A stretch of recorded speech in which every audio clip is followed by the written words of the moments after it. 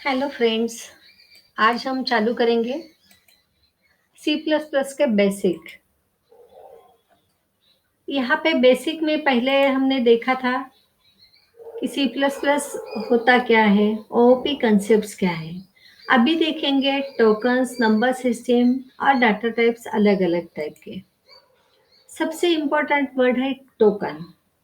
Token क्या है? तो सबसे smallest individual unit, smallest individual element, आपके प्रोग्राम कोड में जो कुछ भी लिखा हुआ है उसमें से सबसे स्मॉलेस्ट पार्ट जो है उसको बोलते हैं टोकन। वो टोकन डिवाइड कर दिया है किसमें? पहला है आइडेंटिफायर्स। आइडेंटिफायर्स बोले तो क्या? आइडेंटिफायर्स बोले तो ये कौन है? सीमा है, ये नीना है, मीना है, ये अशोक है, ये गणेश है। ये जो हम आइडेंटिफायर करते हैं तो उसको बोलते हैं identifiers. Names given to that particular variable, function, class, module, any user defined item जो है उसको हम जो नाम देंगे उसको बोलते हैं आइडेंटिफायर्स। अभी ये आइडेंटिफायर्स का सबसे इंपॉर्टेंट रूल बोलो, देखो वो इंपॉर्टेंट है। Identifier must start with any alphabet from A to Z और स्मॉल में के ए टू जेड और अंडरस्कोर। उसके बाद में आप कुछ भी कॉम्बिनेशन करिए, बट वो जीरो, कुछ भी करिए, कहाँ से यहाँ तक, जीरो, 0 to 9 नंबर और कैरेक्टर का कोई भी कॉम्बिनेशन चलेगा। और उसमें सिर्फ ऐड है आपका अंडरस्कोर का। अंडरस्कोर से आप स्टार्ट भी कर सकते हैं, पर हमेशा ध्यान में रखिए आइडेंटिफायर का नाम आपका नंबर से कभी नहीं चालू होगा। और उसमें आपने बाकी के जो कुछ भी पंक्चुएशंस है, डॉलर है, एट द रेट है, परसेंटेज है, स्पेस है, ऐसा कुछ भी ये आइडेंटिफायर नेम में नहीं चलेगा। अभी सेकंड है कीवर्ड्स। ये रिजर्व कीवर्ड सेट जो है वो क्या होता है? एक्चुअली ये कीवर्ड के जरिए ही हम पूरा सोर्स कोड, प्रोग्राम कोड लिख सकते हैं। ये कीवर्ड सेट पूरा के पूरा सी प्लस प्लस की तरफ से मिल गया है। इसके बाद में है लिटरल्स, ये आप देखेंगे अगले स्लाइड में। अभी है लिटरल्स और कॉन्स्टेंट्स।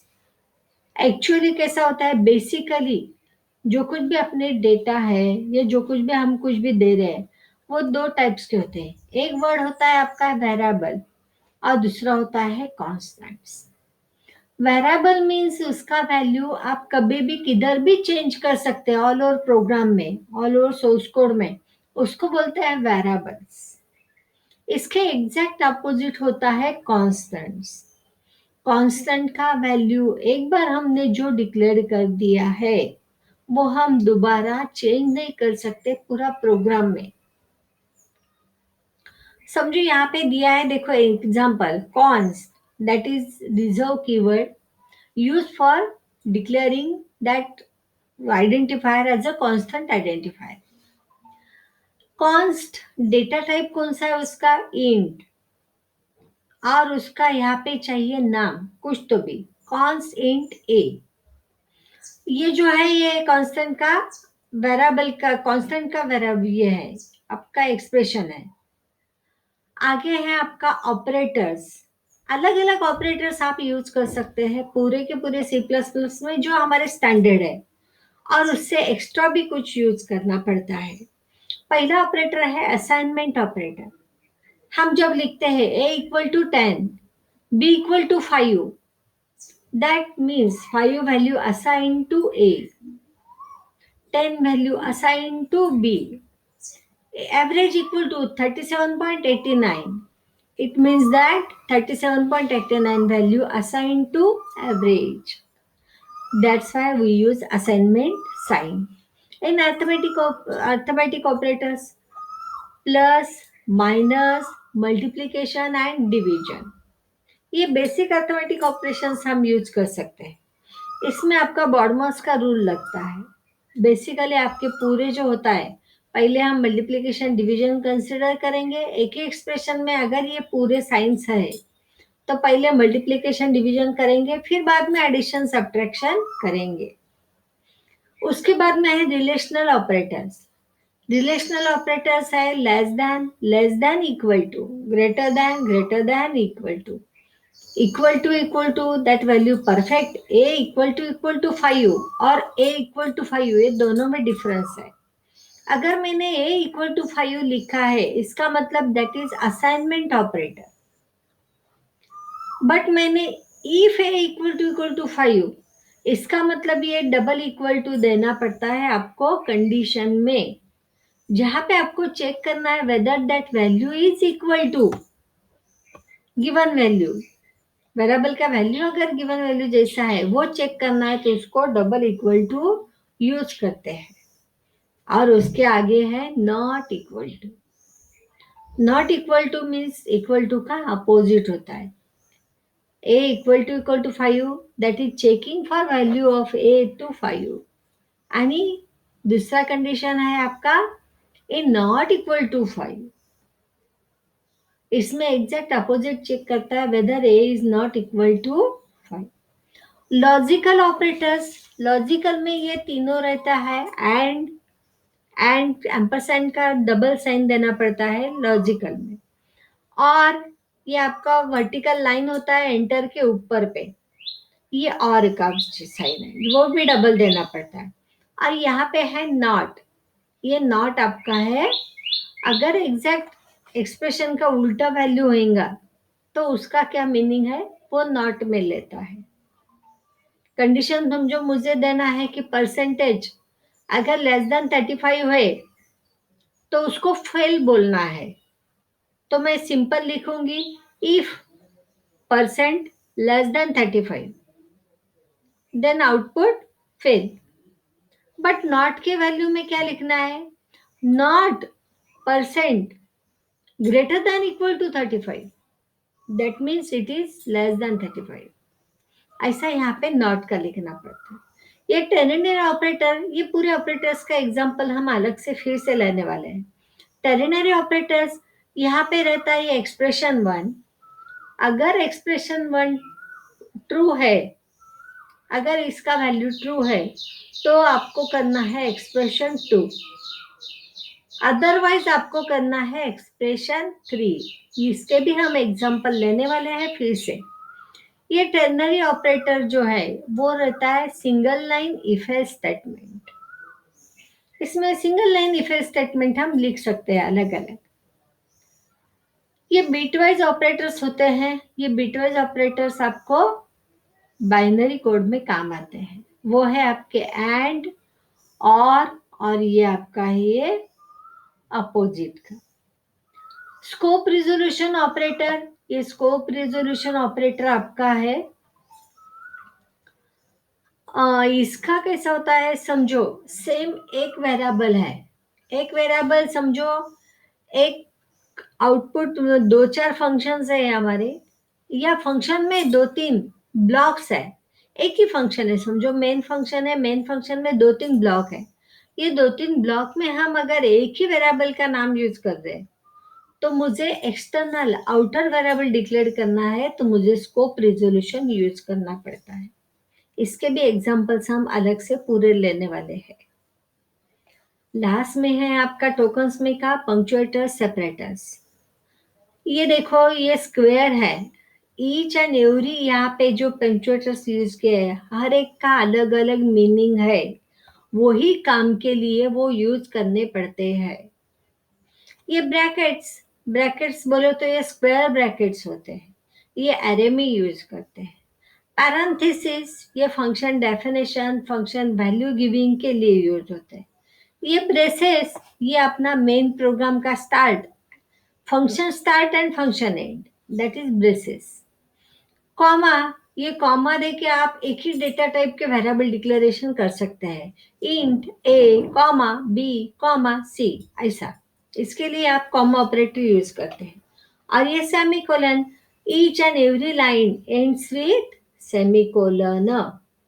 ये कोलन, ये कोलन के भी अलग अलग मीनिंग है, आपको वो पूरा प्रोग्राम में आगे पढ़ना है आपको। वो टाइम पे पॉइंटर, कोलन, इलिप्स, ये पूरे तीनों भी आपको अलग अलग उसका मीनिंग समझेंगे। अभी इस पे ज्यादा बात नहीं करते। हैश, ये आपको लगता है फाइल इंक्लूजन के लिए। ये पूरे हो गए अलग अलग टोकन्स जो हम यूज करते हैं सी प्लस प्लस में। अभी देखेंगे कीवर्ड सेट पूरा, ये पूरा एज इट इज आया है सी प्लस प्लस के जरिए। इसका मतलब हम क्या कर सकते हैं, हमारे कौन से भी आइडेंटिफायर के नाम इसमें से कोई भी नहीं ले सकते हैं। हम किसी का भी नाम शॉर्ट नहीं लिख सकते, किसी का भी नाम वर्चुअल नहीं लिख सकते, किसी का भी नाम डिलीट वगैरह नहीं लिख सकते, क्योंकि ये पूरे each and every word has its own meaning. वो बाहर हम यूज नहीं कर सकते। नंबर सिस्टम एक्चुअली ये लेने की जरूरत नहीं है, पर आपको जस्ट थोड़ा सा नॉलेज हो कि क्या होता है। तो ये है नंबर सिस्टम, अलग अलग जो अवेलेबल है हम कंप्यूटर में यूज करते हैं वो ऐसे है। बाय डिफॉल्ट हमारा नंबर सिस्टम है decimal number system. Decimal number system बोले तो वो तो बेस 10 होता है। इसका मतलब उसमें यूज कौन से होता है, नंबर्स 0 to 9, ये 10 है। 0 1 2 3 4 5 6 7 8 9, ये इसमें कौन सा भी नंबर, मैंने अभी समझो बोला 387, इट इज डेसिमल नंबर, क्योंकि इसमें 3 है, 8 है, 7 है। इंडिविजुअल एक एक यूनिट का नंबर अपना पूरा बनता है। आज दूसरा नंबर सिस्टम है बाइनरी नंबर सिस्टम। कंप्यूटर में ये तीनों भी यूज होते हैं, binary number system, octal number system and hexadecimal number system. Binary number system बोले तो उसका बेस हमेशा बाय बोले तो 2, उसका बेस 2 का है, 2 है। इसमें 2 ही नंबर आएंगे। 2 नंबर्स कौन से, पहला 0 फिक्स है, सेकंड 1 फिक्स है। आ गया समझ में। अभी देखो एक ही नंबर लिया है 29, उसका बाइनरी में कन्वर्जन किया है। ये आपको 10th स्टैंडर्ड में हुआ है, अगर नहीं तो फिर से बाद में हम इसके भी एग्जांपल्स अलग से ले लेंगे। अभी यह है ऑक्टल नंबर सिस्टम 0 to 7, और ये हेक्साडेसिमल नंबर सिस्टम। हेक्साडेसिमल में कितने होता है, 16। अभी 16 डिजिट तो है ही नहीं, 0 to 9 10 ही डिजिट है, इसीलिए बाद में ये कैरेक्टर्स लिए हैं A to F। ये हो गया आपका नंबर सिस्टम का जस्ट इंट्रो हो गया। बेसिकली सी प्लस प्लस में डाटा टाइप कौन कौन से यूज होते हैं, हमेशा हम पहला जो यूज करते हैं वो होता है built in data type, correct. ये दोनों है यूजर डिफाइंड डाटा टाइप और ये डिराइव्ड डाटा टाइप। ये दोनों हम डीप में लेंगे अगले चैप्टर में। अभी यहाँ पे देखेंगे built in data type. User defined data type में स्ट्रक्चर है, यूनियन है, क्लास है, इनम है। डिराइव टाइप में है एरे है, फंक्शन है, पॉइंटर है, रेफरेंस है। Built in type basically divide होता है वेदर इट इज इंटीग्रल और फ्लोटिंग पॉइंट, एंड कुछ भी नहीं है तो उसको बोलते हैं वॉइड, खाली है तो उसको बोलते हैं वॉइड, नल। ये void word C plus plus में बहुत इंपॉर्टेंट है। अगर इंटीजर में देखेंगे तो उसमें भी है इंट एंड कैरेक्टर, क्योंकि सी प्लस प्लस जो है वो 8 बिट ASCII नंबर सिस्टम पे चलता है। ASCII नंबर सिस्टम में 8 बिट्स होता है, इसका मतलब उसका 1 बाइट जो है सिंगल कैरेक्टर रिप्रेजेंट करने के लिए आपको 1 बाइट लगता है। वैसे ही इंटीजर का भी अलग अलग साइजेस मिलता है। सबसे छोटा अभी क्या है, समझो क्लास में स्टूडेंट्स है 100 स्टूडेंट्स है, ओनली 100 स्टूडेंट्स, देन उनके रोल नंबर्स कैसे रहेंगे, 1 2 3 4 अप टू 100। ये नंबर्स छोटे हैं बोले तो उसका रेंज छोटा है, इसीलिए हम उसको शॉर्ट डिक्लेयर कर सकते हैं। हमारा नॉर्मल नंबर होता है वो होता है इंट, और अगर बड़ा नंबर है, इंटीजर का बहुत बड़ा नंबर है, तो उसके लिए लॉन्ग इंटीजर ये लेते हैं। फ्लोटिंग पॉइंट में भी 2 टाइप्स हैं, एक है फ्लोट और दूसरा है डबल। फ्लोट बोले तो फ्लोटिंग पॉइंट डेसिमल प्लेस जहाँ पे है वो 37.89, that is floating point number. और डबल उसमें का बड़ा नंबर जो है वो डबल। डबल में भी बेसिकली 2 टाइप्स यूज होते हैं, एक होता है डबल और दूसरा होता है लॉन्ग डबल। अभी हम पूरे ये डाटा टाइप को कितने अपना मेमोरी लगता है वो हिसाब से देखेंगे अगले स्लाइड पे। ये देखिए 1 बाइट, ये जो हम बोलते हैं ना उसका कैलकुलेशन कैसे करते हम। 1 बाइट बोले तो 8 बिट, करेक्ट। 8 बिट बोले तो ये मैंने क्या निकाले हैं, 8 बॉक्सेस निकाले। 8 बॉक्सेस निकाले हैं। अब भी कैसा होता है मेरा, समझो मैंने आपको पूछा है कि सबसे बड़ा 2 डिजिट नंबर कौन सा है, आप बोलेंगे 99। सबसे बड़ा 3 डिजिट नंबर कौन सा है, 999।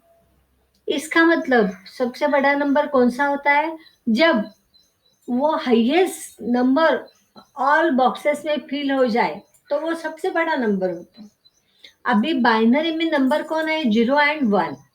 इसका मतलब अभी जो ये 8 बिट नंबर सिस्टम है बोले तो ये 8 बिट मेरे है, करेक्ट। पर कंप्यूटर क्या करता है, काउंट स्टार्ट करता है 0 से, 0 to 7 दैट इज 8। और इसका क्या होता है देखो, ये जो लास्ट का डिजिट है ना, ये लास्ट सा बॉक्स है बिट का, 8 बिट वाला, वो रखता है वो साइन के लिए, क्योंकि नंबर में बी पॉजिटिव में बी नेगेटिव। तो इसके लिए उसका पूरा रेंज हम निकालते हैं। देखो 2 to 0 1, 2 to 1 2, 4 8 16 32 64। इसका मतलब अगर हर बॉक्स में 1 1 1 है that is the largest positive number, और उसका वैल्यू होता है 127। और इसी को बोलते हैं रेंज ऑफ 1 बाइट। क्या रेंज है, 127 to -128। ये पूरा यहाँ पे देखो इसके साइज, अभी डाटा टाइप कौन सा है, उसको कितना बाइट जगह रखा है, और उसका रेंज यहाँ पे पूरा दिया है। अभी यहाँ पे ना साइन एंड अनसाइन दोनों आपको दिखेंगे। ये क्या बात है, अभी कैसा होता है समझो, मुझे क्या करना है, नंबर में भी पॉजिटिव ने भी निगेटिव, दो नंबर में का डिफरेंस अगर देखना है तो कभी वो पॉजिटिव आएगा कभी निगेटिव आएगा, पॉसिबल है, दो नंबर है, okay. But count of particular city, जो पर्सन्स काउंट बोले तो उसका लोक संख्या कितना है एक सिटी में का, पॉपुलेशन कितना है, वो देख काउंट करना है तो वो निगेटिव में आता है क्या, पॉपुलेशन नहीं।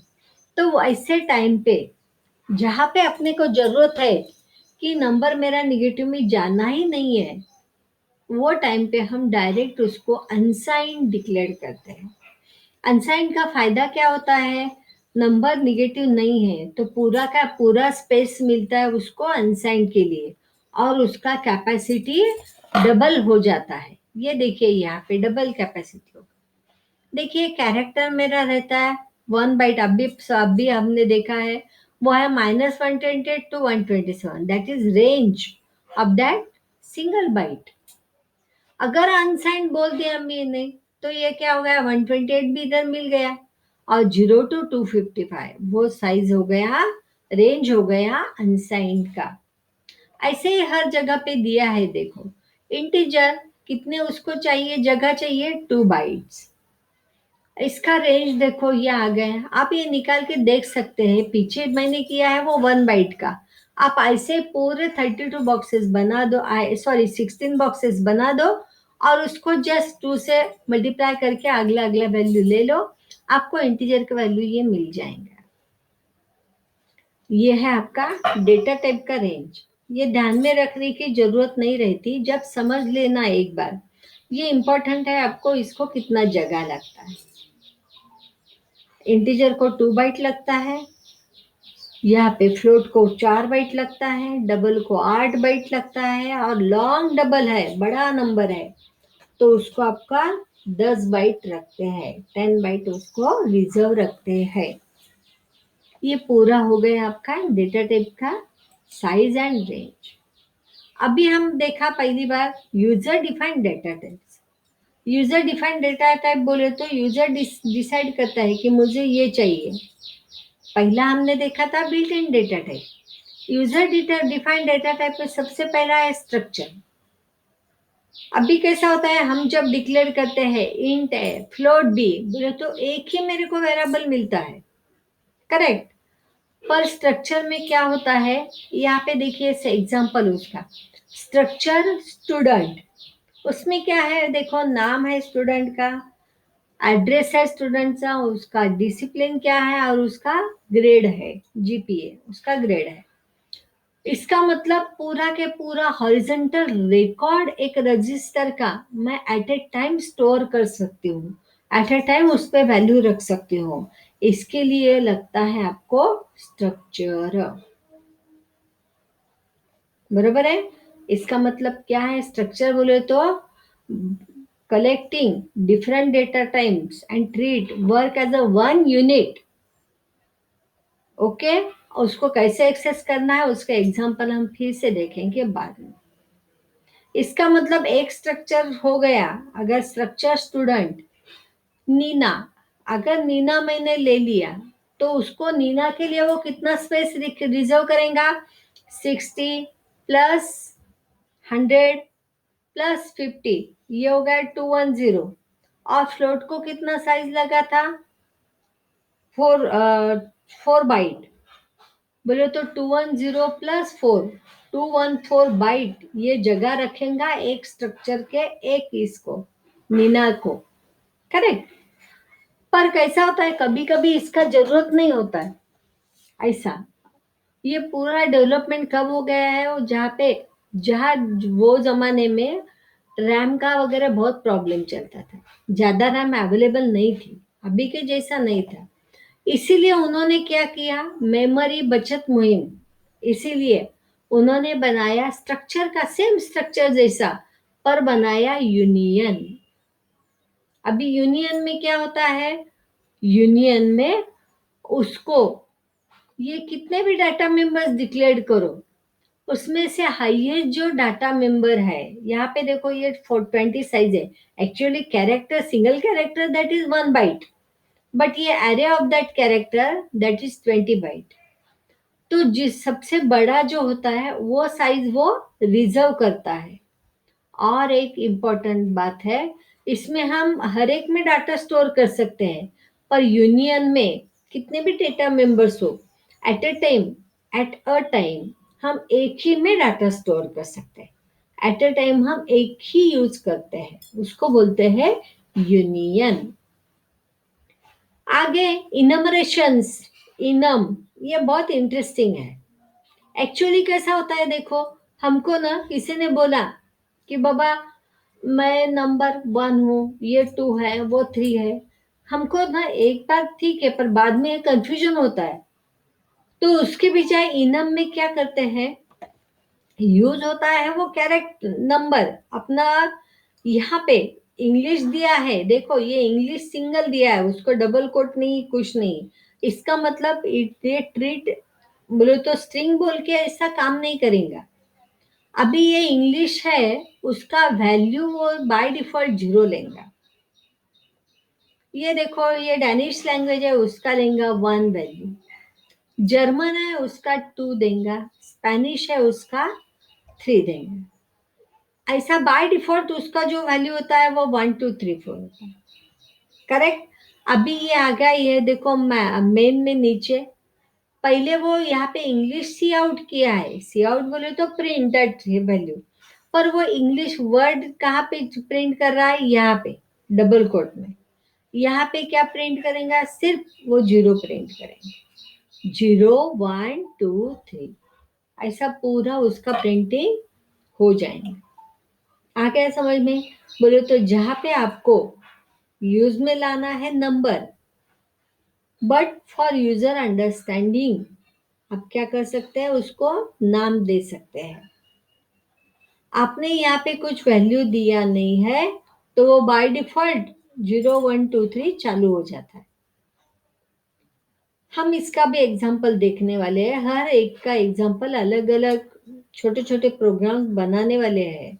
आप भी आज तो जस्ट इंट्रो चालू है। सेकंड है आपका क्लास। देखिए ये यूजर डिफाइंड डेटा टाइप है क्लास। क्लास कैसा है, उसमें डाटा मेंबर्स है और मेंबर फंक्शंस है, करेक्ट। डेटा मेंबर्स को प्रोसेस करने के लिए मेंबर फंक्शन बनाए। और ये बॉक्स के मैंने क्या बनाई यहाँ पे, object instances B1 B2 B3। जब तक मैं ऑब्जेक्ट बनाती नहीं तब तक उसको मेमोरी एलोकेट होती है क्या? नहीं। ये क्या है? ये खाली मोल्ड है, खाली वो टेम्पलेट है। बॉक्स B1 बोल दिया कि तुरंत उसको जितने डाटा मेंबर्स है उतना मेमोरी एलोकेट होता है। फंक्शन को खुद को मेमोरी लगती ही नहीं है, वो सिर्फ जितने वेरिएबल्स आएंगे उसको खुद जितना लगता है उतना ही वो रखता है खुद के पास। आ गया समझ में? User defined data types. अभी लास्ट है derived data types. Derived data types बोले तो ये हम बना रहे हैं। कैसा बना रहा है? हम डिराइव कर रहे हैं। कैसा? Array, function, pointer, reference. उसका एग्जांपल्स हम यहाँ पे देखें। एक्चुअली एरे बोले तो क्या है? अभी समझो हमारा यूनिवर्सिटी है, यूनिवर्सिटी में है 15 सब्जेक्ट्स है। 15 सब्जेक्ट्स के मार्क्स मुझे स्टोर करने हैं और उनका क्या करना है? कैलकुलेशन करना है, प्रोसेस करना है, उनका टोटल निकालना है, हाईएस्ट लोएस्ट निकालना है, जो कुछ भी करना है वो करना है।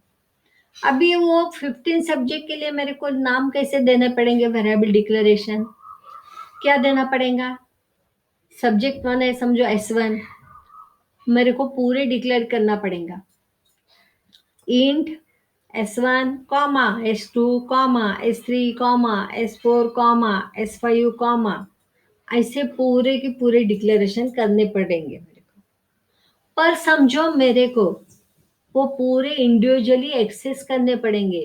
पूरे मेरे को एक्सेप्ट करते टाइम पे सीन सीन हर एक को मेरे को अंदर लेना पड़ेगा।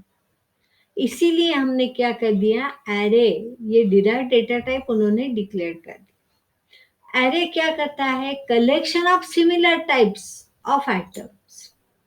और इंपॉर्टेंट बात क्या है? Stored at continuous memory locations.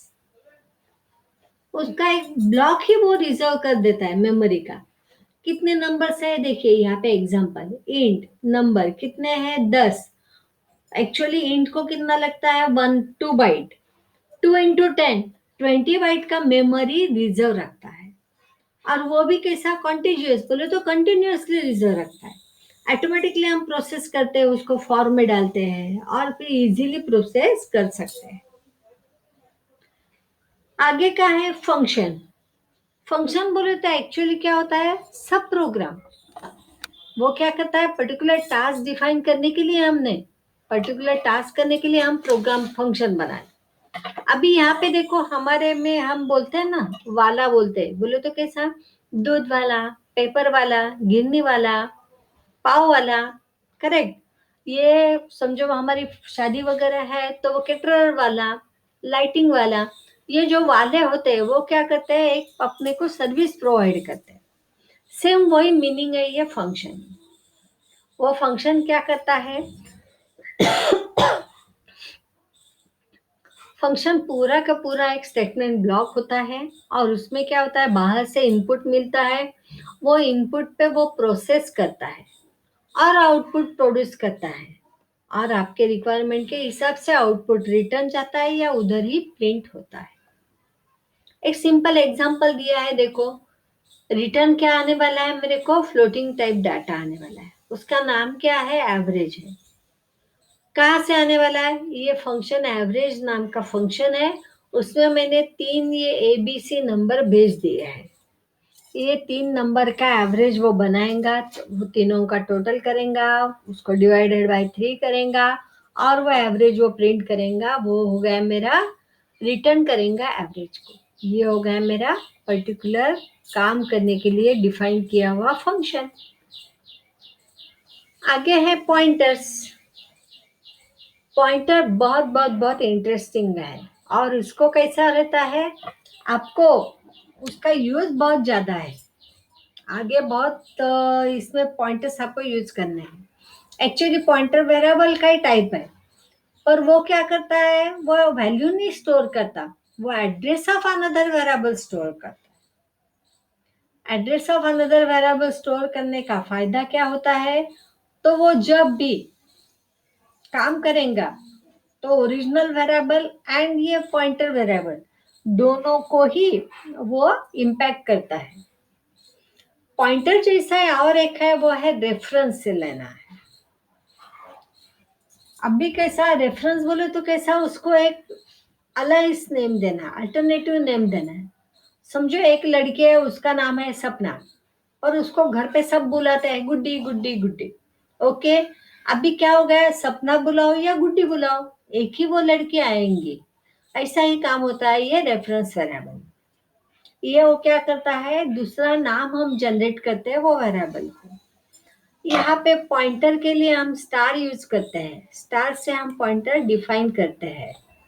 और इसमें हम अलग क्या करते हैं, रेफरेंस के लिए हम एम्परसेंड देते। पॉइंटर में हम क्या करते हैं, देखो उसको address of that variable assign to पीए।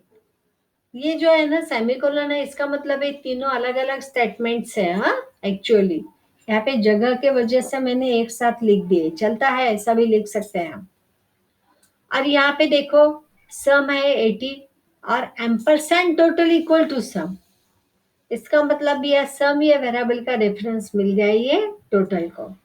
अभी सम प्रिंट करो, टोटल प्रिंट करो, सेम वैल्यू बाहर प्रिंट हो जाएंगी। इसके भी हम छोटे छोटे एग्जांपल्स लेने वाले हैं। आ गया, ये थ्योरेटिकल एज अ पार्ट हमारा कंप्लीट हो गया। Happy learning.